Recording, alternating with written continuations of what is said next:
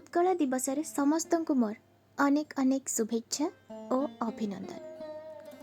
कपिल संहितार लेखा अछि वर्षाणां भारत श्रेष्ठ देशानामोत्कल श्रुत उत्कलस्य समदेश देश नास्ति महितले। दिने गंगा ठारू गोदावरी महोदधि ठारू मध्य प्रदेश जाए जार सीमा थिला परिव्याप्त, जार आराध्य देवता स्वयं महाप्रभु श्री जगन्नाथ एवं जीए कलारे सर्वोत्कृष्ट सीए हेउछि कीर्ति किरीटिनी चिर हास्यलास्यमयी उत्कल। बहु महामनीषींक संघर्ष जोगु ओडिशा पाइथिला स्वतंत्र परिचय। ओडोनेल कमिटींक सुपारिश आधार 1936 मसीहा अप्रिल 1 पुरी, कटक, बालेश्वर, गंजाम, संबलपुर और कोरापुट जिला को नहीं गठन होइथिला स्वतंत्र ओडिशा प्रदेश।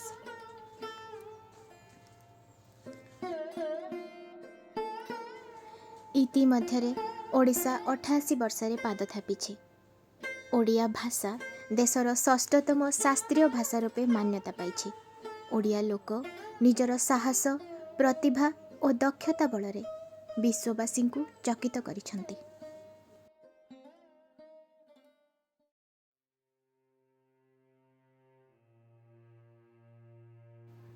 किंतु प्रश्न उठे, आमे निज जन्मभूमि को केते दूर सम्मान करती जेतेबेले आम मानक मध्यरु किछि उत्कल दिवस अपेक्षा एप्रिल फुल को अधिक प्राधान्य दियंती। उत्कल दिवस परिवर्ते एप्रिल फुल डे पालन करती। पाश्चात्य सभ्यतार अनुप्राणित उत्कलय निज गौरवमय इतिहास को भूली जाई प्रकृतरे निजको बोका साब्यस्त करिछि। मनरे भय आसे कि जेउ ओडिशा बिना द्विधारे विकास पथरे आगे चलीची, विकास आड़ुआଳରେ निज सभ्यता, निज परंपरा और इतिहास को कलुषित न करिदेउ।